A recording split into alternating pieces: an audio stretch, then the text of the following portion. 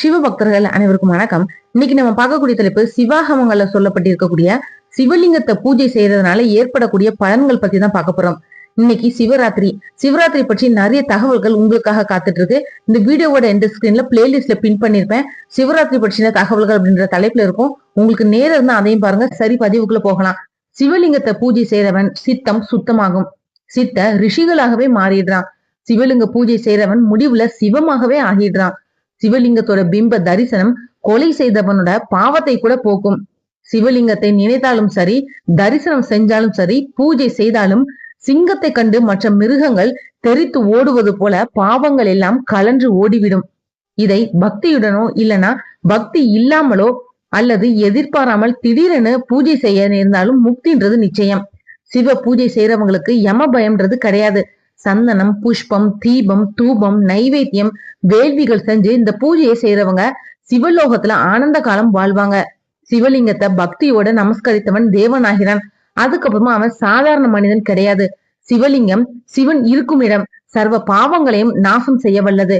பாவங்கள் செய்தவங்க கூட சிவலிங்க பூஜையால பரகதி அடைறாங்க. பக்தியோட செய்யறவங்க முக்தி அடைறாங்க. அரணி கட்டையில் அக்னி உண்டாவது போல சிவலிங்கத்தில் சிவன் இருக்கிறாரு. லக்ஷ்மி மற்றும் வைகுண்டத்துல இருக்கிறத விட சிவன் சிவலிங்கத்துல ரொம்ப பிரசன்னமாகவே இருக்கிறாரு. சிவலிங்கத்தை பூஜை செய்தால் அக்னி ஹோத்திரமும் தானமும் செஞ்ச பலன் நமக்கு கிடைக்கும். அஸ்வமேத யாகம் 1000 செஞ்சாலும் ஒரு நாள் சிவலிங்கத்தை பூஜை செய்த பலனுக்கு ஈடாகாது.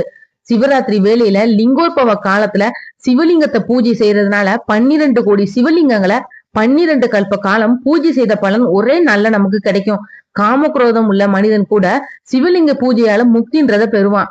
தீர்த்த யாத்திரையோ யாகமோ செய்யாமலேயே சிவலிங்க பூஜையினால முக்தியும் அடைவான். சிவலிங்கத்தை அபிஷேகம் செஞ்ச தீர்த்தத்தாலேயே சர்வ புண்ணிய தீர்த்தத்துல ஸ்நானம் செஞ்ச பலனும் சர்வ யக்கியம் செய்த பலனும் கிடைச்சிடும்.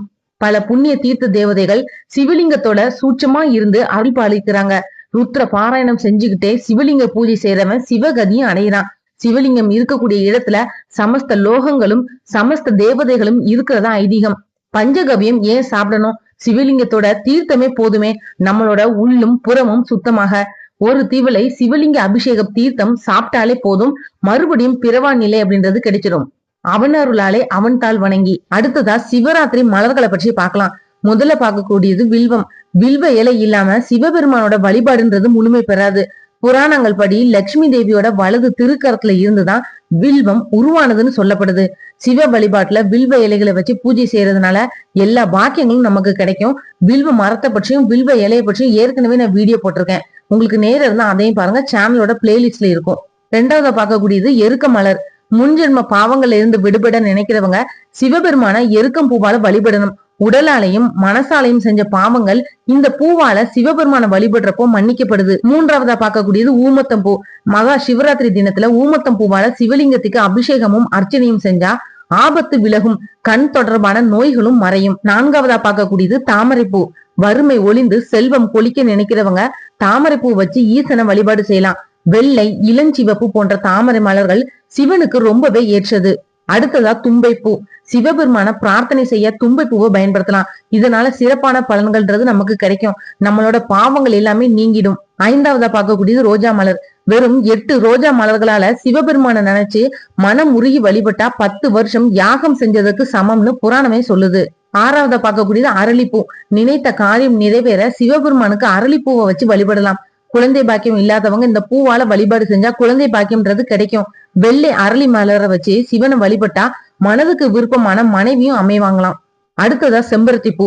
செம்பருத்தி பூக்களை கொண்டு சிவபெருமான அர்ச்சனை செஞ்சு வழிபட்டா குடும்பத்துல சகல ஐஸ்வர்யங்களும் தோன்றும். மகா சிவராத்திரியான இன்னைக்கு 12 ராசிக்காரர்களும் செய்ய வேண்டிய அபிஷேகம், அர்ச்சனை, மலர்கள், தானங்கள் இதை பத்தி பார்க்கலாம். மேஷ ராசி தேன் அபிஷேகம் செய்யலாம். அர்ச்சனைன்னு சொல்லக்கூடியது செவ்வரளி, வில்வம். தானம் செய்யக்கூடியது துவரம் பருப்பு, சிவப்பு நிற ஆடையை செய்யலாம். அடுத்த ராசி ரிஷபம். பசுனை, தயிர் அபிஷேகம் செய்யலாம். முல்லை, வெள்ளை அலறி இருந்து அர்ச்சனை செய்யலாம். தானம் அரிசி, சர்க்கரை. மிதுன ராசிக்கு கரும்பு சாறு அபிஷேகம், வில்வம், மல்லிகை அர்ச்சனை செய்ய உகந்தது. பச்சை பயிறு, மூங்கில் பாத்திரம் தானம் செய்யலாம். கடகம் ராசிக்கு பால், இளநீர் அபிஷேகம் செய்யலாம். வெள்ளை அரளி, தாமரை அர்ச்சனை செய்யலாம். பால், வெள்ளை நிற ஆடைய தானம் செய்யலாம். சிம்ம ராசிக்கு தேன், மாதுளை சாறு அபிஷேகம் செய்யலாம். செந்தாமரை, வில்வம் அர்ச்சனை செய்ய உகந்தது. கோதுமை, வெல்லம் தானம் செய்யலாம். கன்னிராசிக்கு நெய், கரும்பு சாறு அபிஷேகம் செய்யலாம்.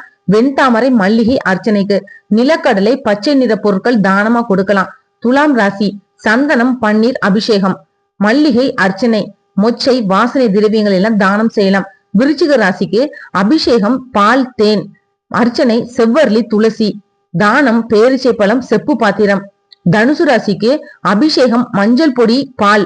அர்ச்சனைன்னு பார்த்தோம்னா மஞ்சள் நிற மலர்கள். தானமா கொடுக்கக்கூடியது கொண்டை கடலை, மஞ்சள் நிற ஆடை. அடுத்த ராசி மகரம்.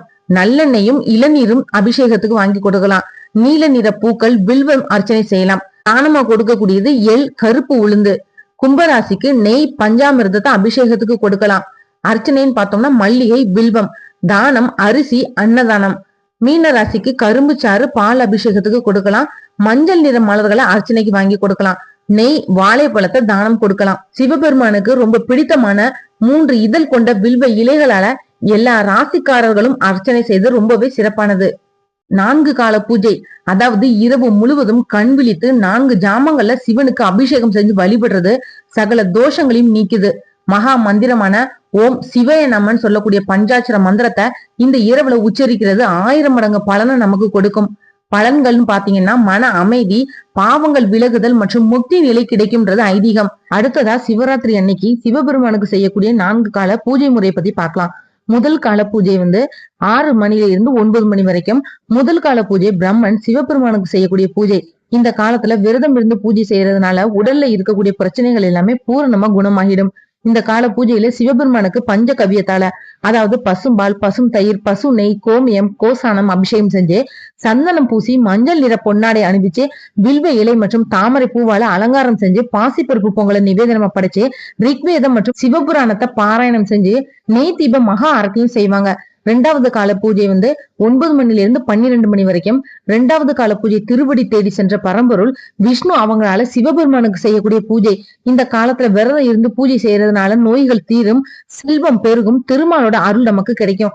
இந்த காலத்துல சிவபெருமானுக்கு பஞ்சாமிர்த அபிஷேகம் செஞ்சும் பச்சை கற்பூரம் மற்றும் பன்னீர் சேர்த்து அரைச்சு பூசி வெண்பட்டாடை அணிவிச்சு அலங்காரம் செஞ்சு வில்வ இலை, துளசியால அலங்காரம் மற்றும் அர்ச்சனைகள் எல்லாம் செஞ்சு இனிப்பு பாயாசத்தை நிவேதனமா படிச்சு யஜுர்வேதம் மற்றும் 8ஆம் திருமுறையில கீர்த்தி திருபகவலை பாராயணம் செஞ்சு நல்லெண்ணெய் மகாதீப ஆரத்தியும் செய்வாங்க.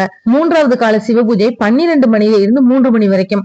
3ஆம் கால பூஜை அப்படின்றது ஆதிபராசக்திய உலக உயிர்களுக்காக அம்பாள் அவங்க சிவபெருமானுக்கு செய்யக்கூடிய பூஜை. இந்த காலத்துல சிவபெருமானுக்கு விரதம் இருந்து பூஜை செய்யறதுனால எந்தவித தீய சக்தியும் நம்மள நெருங்காது. மேலும் இந்த காலத்துல சிவபெருமானுக்கு தேனால் அபிஷேகம் செஞ்சும் பச்சை கற்பூரம் மற்றும் வில்வ இலையை கொண்டு அலங்காரம் செஞ்சும் சிவப்பு வஸ்திரம் அணிவிச்சு ஜாதி மல்லி பூவை கொண்டு அர்ச்சனைகள் எல்லாம் செஞ்சு கற்கண்டு சாதத்தை நிவேதனமா படைச்சு சாமவேதம் மற்றும் 8ஆம் திருமுறையில திருவண்டக பகுதி பாராயணம் மகா ஆரத்தியும் செய்யப்படுது. 4வது கால சிவபூஜை 3 மணில இருந்து 6 மணி வரைக்கும். 33 கோடி தேவர்களும், முனிவர்களும், ரிஷிகளும், பூத கணங்களும், மனிதர்களும்னு எல்லா ஜீவராசிகளும் சிவபெருமான பூஜை செய்யறதுதான் 4வது கால பூஜை.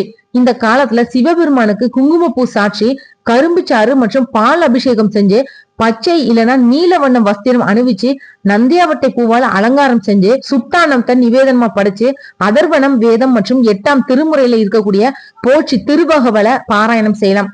அதனால இந்த மகா சிவராத்திரி எனக்கு 4 ஜாம பூஜைகளையும் பங்கேற்று சிவபெருமானோட அருளையும் பெற்றிடுங்க. இந்த வீடியோ உங்களுக்கு பிடிச்சிருந்தா மத்தவங்களுக்கு ஷேர் பண்ணி விடுங்க.